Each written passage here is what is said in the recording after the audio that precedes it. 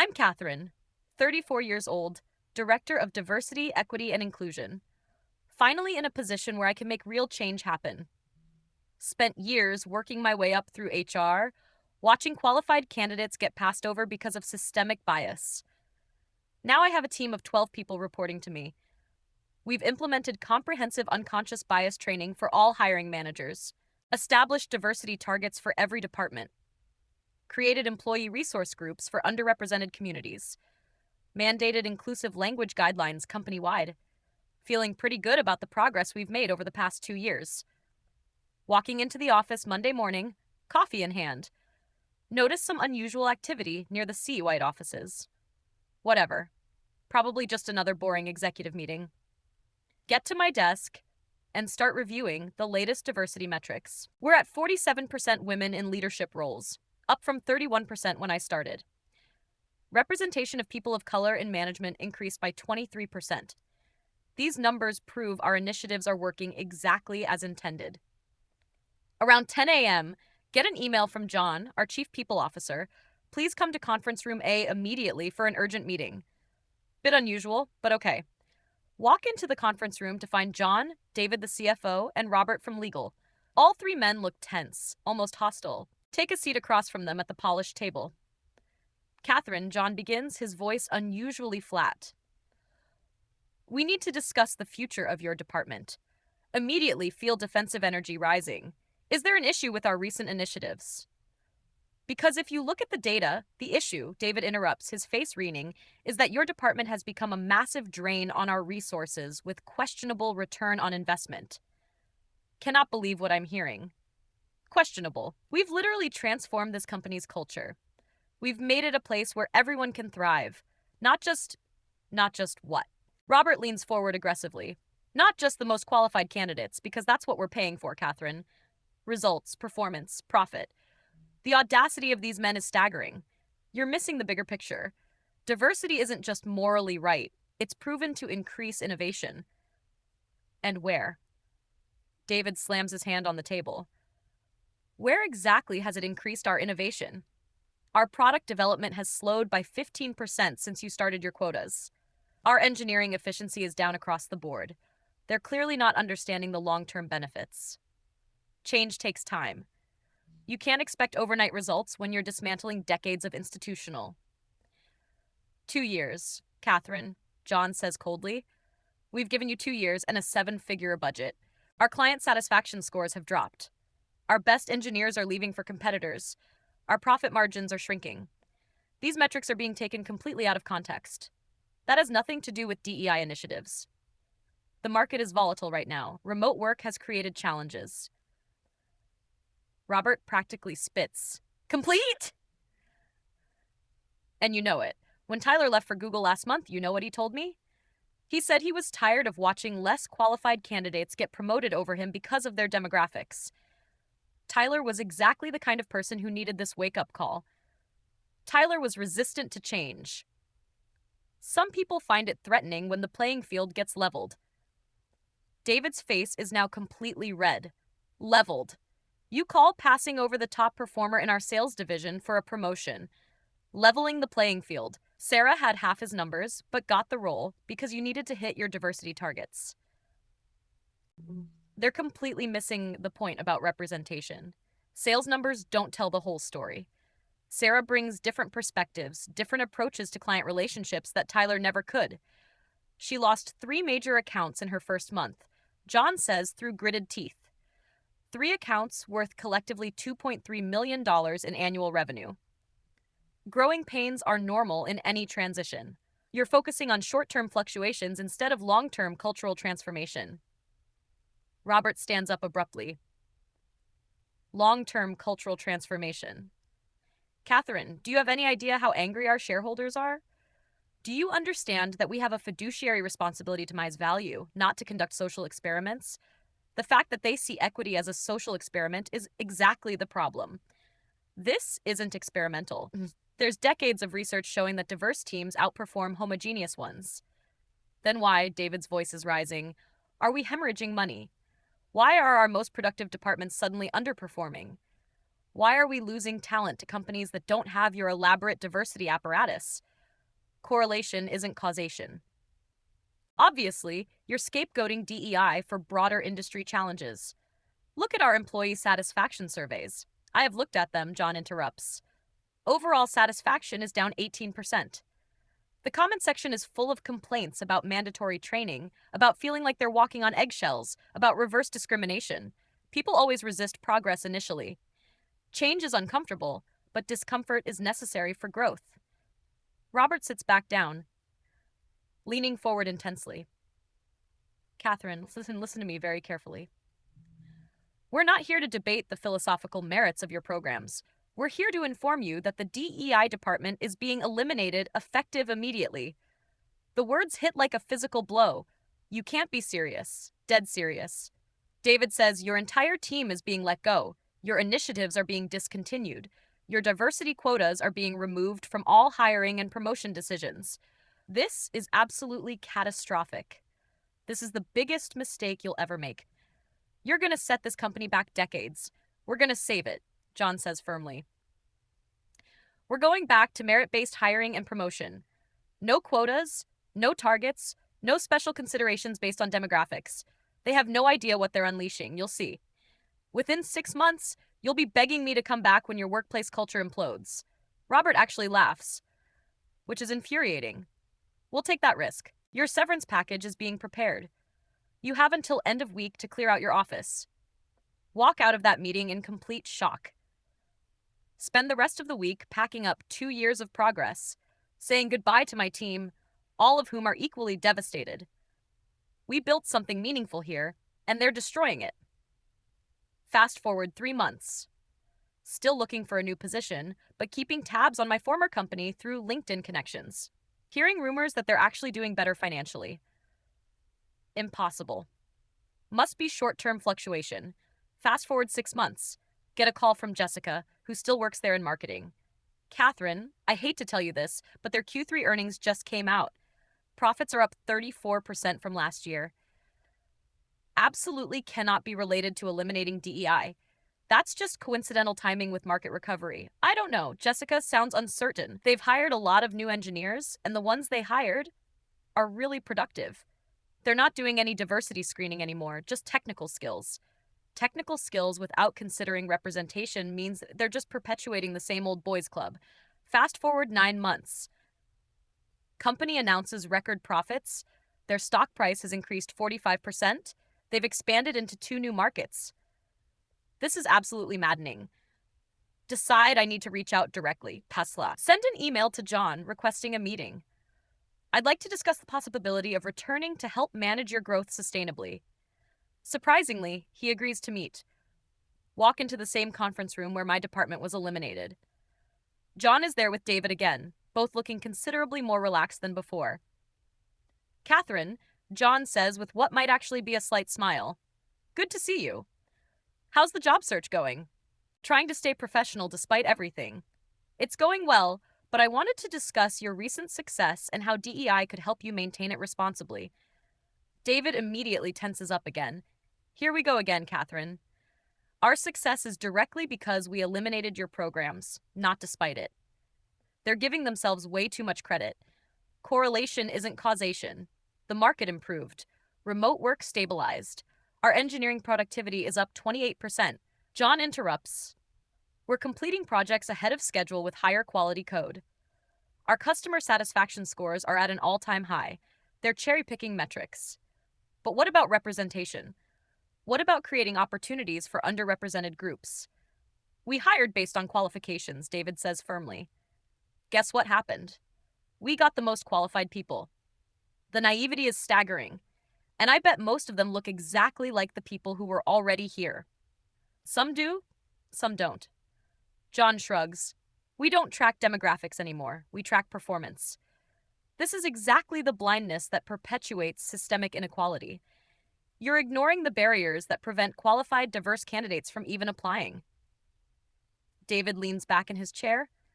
You know what barrier we removed? The barrier that prevented us from hiring the best person for the job. When we stopped worrying about demographics and started focusing solely on ability, everything improved. They're completely missing the structural issues. You think merit exists in a vacuum, but it doesn't. Unconscious bias, networking advantages, educational access. Catherine, John's voice gets harder. Do you want to know what really happened after we eliminated DEI? Brace myself for whatever revisionist narrative they've constructed. Tyler, who you remember, left for Google. He heard about our changes and came back. He's now leading our most profitable product line. The 3 engineers who quit during your tenure, they all returned. Our retention rate is the highest it's ever been. People always flock back to comfort zones that don't challenge them. Of course, they came back. You created an environment where they never have to examine their privilege or consider other perspectives. David actually laughs again. Or we created an environment where they can focus on doing excellent work without worrying about walking on eggshells. Sarah, John continues, the woman you insisted we promote to sales director, she asked to be moved back to an individual contributor role. Turns out, she's much happier and more successful when she's not in a position she wasn't ready for. They completely undermined her confidence instead of providing proper support. Did you provide adequate mentorship, leadership training, or did you just throw her into the role and expect? We provided the same training we give everyone, David interrupts. But we can't manufacture capability, Catherine. Some people excel in leadership roles, others don't. It has nothing to do with demographics. The willful ignorance is breathtaking. Everything has to do with demographics when we live in a society built on systemic advantages for certain groups. John checks his watch impatiently. Catherine, what exactly are you proposing here? Time to make the case for why they need this perspective. Your short-term gains won't last. Eventually, your lack of diverse perspectives will create blind spots. You'll miss opportunities, alienate markets, face PR disasters. You need someone who understands these dynamics. David and John exchange a look. Our customer base has actually become more diverse since we started focusing on product excellence instead of internal demographics. David says, turns out good products appeal to everyone, regardless of who builds them. They're conflating product quality with inclusive culture. But what about employee satisfaction among underrepresented groups? What about your reputation as an employer? Our Glassdoor rating is higher than ever. John says people want to work somewhere they can succeed based on their contributions, not their identity. Glassdoor reviews can be manipulated and don't reflect deeper cultural issues. Surface-level satisfaction metrics don't capture experiences of marginalization or microaggressions. David stands up abruptly, clearly agitated. Microaggressions. Catherine, do you know what a macroaggression is? Telling talented people they can't be promoted because of their race or gender. That's what your quotas did. Quotas were about creating opportunities, not limiting them. Affirmative action doesn't take opportunities away from qualified candidates. It levels a playing field that's been tilted for centuries. David's voice is getting loud again, complete. When you have a quota that says 50% of promotions must go to women, and women make up 30% of qualified candidates, you're mathematically requiring discrimination. He's oversimplifying a complex issue. You're assuming the current pool of qualified candidates isn't already the result of systemic barriers. I'm assuming, David interrupts, his face wreathing again, that when I need someone to debug critical software at 2 a.m., I want the person who's best at debugging software, not the person who checks the right demographic boxes. Technical skill isn't the only qualification that matters. Diversity of thought processes improves problem solving. Different backgrounds bring different approaches. Show me, John, challenges. Show me one concrete example from your 2 years here where demographic diversity directly solved a technical problem that homogeneous talent couldn't handle. The examples exist, but they're not understanding the broader context. It's not about individual instances. It's about creating an environment where innovation can flourish through varied perspectives. Robert walks into the conference room unexpectedly. Sorry, I'm late. How's our reunion going? His tone is dripping with sarcasm. Catherine was just explaining why we need to bring back DEI despite our record performance, David says with obvious irritation. Robert takes a seat and looks directly at me. Catherine, can I ask you something honestly? Do you genuinely believe our success over the past 9 months is just coincidence? Their success is real, but they're attributing it to the wrong factors. I think you're benefiting from market conditions and timing, and you're incorrectly attributing causation to eliminating diversity initiatives. Okay. Robert nods slowly. Let me share some numbers with you. Our legal costs related to HR issues have dropped by 67%. Complaints about workplace discrimination down 78%. Employee grievances filed with HR down 85%. Those numbers could mean people feel less safe reporting issues. Reduced complaints don't necessarily mean reduced problems. They could indicate that people feel less supported in speaking up. John leans forward. Or they could indicate fewer actual problems. When everyone is treated equally based on performance, there's less reason to complain. Equal treatment ignores unequal starting points. You're treating equality and equity like they're the same thing. Equal treatment of unequal situations perpetuates inequality. David slams his hand on the table again. Enough, Catherine. Listen to yourself. You're sitting here looking at concrete evidence that everything improved after we eliminated your programs, and you're still insisting we're wrong. Data requires interpretation within proper context. I'm insisting that you're drawing the wrong conclusions from limited data points. Limited? Robert's voice rises. 9 months of consistently improved performance across every metric we track isn't limited data. 9 months is still short-term in the context of cultural change. Sustainable culture change takes years to properly evaluate. You're celebrating short-term gains while ignoring long-term risks. John stands up now, too. You know what, Catherine? I think I understand the fundamental disconnect here. You believe that good intentions matter more than good results. We believe results matter more than intentions. Results without considering equity implications aren't truly good results. I believe that results achieved through exclusion and bias aren't sustainable or ethical. Exclusion. David's voice is incredulous. We're including everyone who can do the job well. That's the opposite of exclusion. They don't understand how systemic barriers create the appearance of merit-based selection. You're including everyone who had the privilege and opportunity to develop those skills. That's very different from true inclusion. Robert checks his phone. Catherine, I need to be honest with you.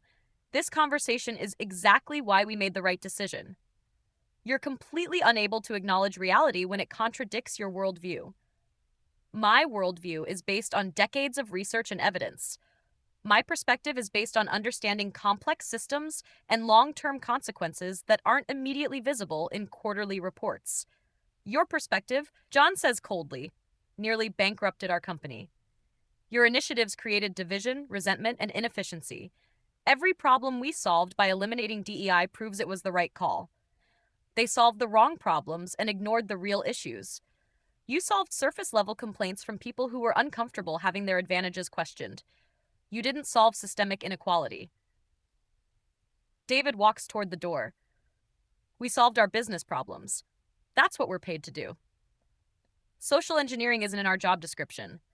Business success and social responsibility aren't mutually exclusive.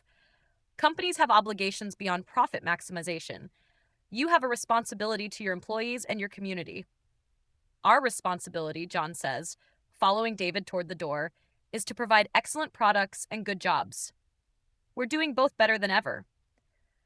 Their definition of fairly ignores structural inequalities. Fair treatment requires acknowledging that different groups face different challenges and barriers. Robert is the last one standing by the table.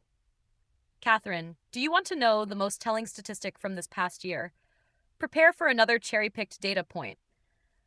Our employee referral rate is up 156%. People are so happy working here now that they're actively recommending it to their friends and colleagues. That's real satisfaction, not survey responses. Referral networks tend to be homogeneous, which would reinforce existing patterns. Referral hiring typically reproduces existing demographics. High referral rates could actually indicate decreased diversity. Robert stares at me for a long moment. Do you hear yourself? You just argued that employees being so happy they recommend their workplace to friends is somehow a bad thing. I'm pointing out the implications for representation. I'm noting that referral-based hiring can inadvertently exclude underrepresented groups who may not have the same networks. Jesus Christ, Catherine. Robert shakes his head and walks toward the door. You literally cannot acknowledge any positive development. Everything has to fit your narrative of oppression and discrimination. Systemic issues don't disappear just because surface metrics improve. I'm maintaining awareness of structural factors that affect long-term equity outcomes. John pauses at the door. You know what? Come back in 5 years when we're still thriving, and maybe then you'll admit you were wrong. 5 years isn't long enough to see the full consequences of abandoning equity initiatives. 5 years might show you the cultural and reputational costs of ignoring these issues. They all leave me sitting alone in the conference room. Drive home feeling completely vindicated. They proved exactly what I expected. They can't handle having their assumptions challenged. Their short-term gains are built on a foundation of exclusion and bias. Eventually, reality will catch up with them. Spend the evening researching companies that are still committed to meaningful DEI work. There are organizations out there that understand the value of what I bring. Fast forward 1 year, my former company announced another record year. They've opened offices in 3 new cities. Their employee headcount has doubled. Stock price has tripled since I left. This is absolutely infuriating, but not surprising. Get coffee with Jessica to get the inside perspective. Catherine, I have to be honest with you, she says carefully. Morale is really high right now. People feel like they can focus on their work without worrying about saying the wrong thing. Of course, they feel comfortable when they never have to examine their biases. That's exactly the problem, Jessica. Comfort isn't growth. Comfort is stagnation, but productivity is way up. We're launching products faster with fewer bugs, and customers love them. Short-term productivity isn't worth sacrificing equity and inclusion. What about representation and leadership? What about pay equity? What about creating opportunities for advancement? Jessica looks uncomfortable. They promoted based on performance last quarter. I think it was mostly merit-based. Mostly male and white, you mean? I honestly don't know. They don't track those numbers anymore. Deliberately choosing ignorance about representation. Of course, they don't track them. If you don't measure it, you can pretend it doesn't matter. Jessica shifts in her seat. Catherine, can I ask you something? Do you think there's any possibility that things really are working better now? The question is so naive, it's almost painful. Better for whom, Jessica? Better for people who already had advantages? Better for people who never had to worry about discrimination? Better for the company overall? Better for customers? Better for most employees? Most employees who fit a certain demographic profile. When you say most employees, you're talking about the ones who never needed advocacy in the first place. Jessica looks down at her coffee. I guess I just wonder if there might be different ways to promote fairness without, quotas and mandatory training. She's been completely brainwashed by their rhetoric. Jessica, fairness doesn't happen naturally. It requires intentional effort and systematic change. But what if the systematic change created more problems than it solved? Cannot believe she's buying into their narrative. Any change worth making creates temporary discomfort. That's how progress works. We finish coffee, and I drive home more determined than ever. Their success is temporary and built on a false foundation. Eventually, they'll face consequences for abandoning their commitment to equity. Probably will never admit I was right, but I was right. Continue job searching with renewed focus on organizations that share my values. Find position at consulting firm that specializes in DEI implementation. Finally, somewhere that understands the importance of this work. Start new role 3 months later. Spend first day reviewing client portfolios. See my former company listed as a potential prospect. They eliminated their DEI department last year, but might be ready to reconsider given their rapid growth. Perfect opportunity to prove my point. Volunteer to lead the outreach effort. Craft carefully worded email to John about sustainable growth strategies. Surprisingly, he responds within hours. Thanks for reaching out. We're doing great without external DEI consulting, but I appreciate you thinking of us. Follow up a week later with data about risks of rapid growth without diversity focus. No response. Try calling David directly. His assistant says he's not available for DEI-related discussions. Forward research articles about correlation between diversity and innovation to Robert. His automated reply says he's not accepting unsolicited consulting materials. They're so entrenched in their success that they can't see the long-term risks. Fast forward 6 months. Company announces acquisition of 2 smaller firms. Their expansion into international markets is exceeding projections. Employee satisfaction scores remain at all-time highs. This is maddening, but still proves nothing about sustainability. Get invited to industry conference where John is keynoting. Decide to attend to hear his perspective firsthand. His presentation is about authentic performance culture and merit-based growth. Get standing ovation from audience of mostly male executives. Approach him afterward during networking session. John, interesting presentation. I'd love to discuss how you're addressing equity within your performance culture. He turns around, and his face immediately shifts. Catherine, I should have known you'd be here. Stay professional despite his obvious hostility. I'm working in DEI consulting now, just curious about your long-term strategies for inclusive growth. Our long-term strategy is the same as our short-term strategy.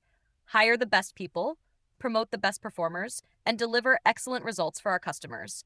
Same simplistic approach that ignores systemic factors. And how do you ensure best people isn't unconsciously biased towards certain demographics? John sighs heavily. Catherine, we've been through this. Our results speak for themselves. Every metric that matters has improved dramatically since we eliminated DEI. What about metrics you're not measuring? Representation, pay equity, cultural inclusion. We measure performance, productivity, customer satisfaction, and profit. Those are the metrics that actually matter for business success. Business success without social responsibility is hollow. Don't you think companies have broader obligations to society? John looks around the networking reception. Our obligation to society is providing excellent products and good jobs. We're doing both better than ever. Good jobs for whom? If your workforce doesn't reflect the diversity of your customer base. Our customer base loves our products, John interrupts. Our Net Promoter Score is the highest in our industry. Our customers don't care about our workforce demographics. Customers aren't the only stakeholders that matter. What about potential employees from underrepresented groups? What message does your hiring send about who's welcome? The message it sends is that anyone who can excel in the role is welcome. That's exactly the message we want to send. Anyone who's had the opportunity to develop those skills, he means, but what about people who had fewer opportunities to develop traditional qualifications due to systemic barriers? John checks his watch. Catherine, I have another session to attend, but let me ask you something. Do you genuinely believe we should prioritize social engineering over business performance? They're not mutually exclusive. I believe sustainable business performance requires attention to equity and inclusion. Our performance has been sustainable for 18 months and counting. At what point do you admit your assumptions might be wrong? 18 months is still short term. Ask me again in 5 years when the consequences of ignoring these issues become apparent. John starts walking away. 5 years from now, we'll still be thriving and you'll still be insisting we're doing everything wrong. Watch him rejoin a group of other executives, probably sharing stories about how much better things got after they eliminated woke policies. Attend the rest of the conference, but feel completely isolated. Most presentations focus on performance metrics without any mention of equity. The few diversity-focused sessions are poorly attended. Industry seems to be moving away from prioritizing inclusion. Drive home feeling more determined than ever to continue this important work. Their success doesn't invalidate the principles of diversity and inclusion. It just proves how entrenched systemic advantages really are. Spend evening writing blog posts about the dangers of abandoning DEI during economic upturns. Receive mostly negative comments from people celebrating merit-based success stories. Delete the most hostile responses, but leave the others to show the resistance we're facing. Fast forward another year. My former company is now considered a case study in successful business transformation. They're regularly cited as an example of streamlined operations and performance-focused culture. John has been invited to speak at multiple business schools. Several companies have explicitly eliminated their DEI departments, citing similar results. This trend is deeply troubling but not surprising. Society often regresses before making real progress. Get unexpected email from Tyler, the engineer who left during my tenure. Hi, Catherine. Hope you're doing well. Wanted to thank you for pushing the company toward change, even if it didn't work out the way you planned. Your initiatives made me think more about privilege and bias, even though I initially resisted. Just thought you should know your work had impact, even when it seemed like people weren't listening.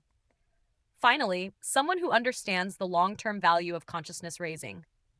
Spend the next hour crafting a thoughtful response about how meaningful his message is, about how this is exactly the kind of transformation we're working toward, about how his growth proves the importance of DEI work. Hit send, feeling validated, check my email an hour later. New message from Tyler. Well, sorry, that was a joke. I don't actually think any of that. Was seeing if you'd fall for it. Your DEI stuff was trash, and I'm glad the company ditched it. You made everyone miserable. Just wanted to see if you were still as delusional as ever. Clearly, you are. Stare at the screen in complete shock. The cruelty is breathtaking. This is exactly the kind of toxic behavior that DEI initiatives are meant to address. People like Tyler will never understand the harm they cause. Delete his message and block his email. Their resistance doesn't make the work less important. If anything, it proves how necessary it is. Continue consulting work with organizations that are committed to meaningful change. Help implement bias training, inclusive hiring practices, and equitable promotion systems. Some clients see immediate improvements in employee satisfaction and retention. Others struggle with resistance but stick with the process. Real change takes time and persistence. Former company continues their success trajectory, but I know that sustainable ethical growth requires attention to equity. Their model might work in the short term, but it's not scalable or responsible.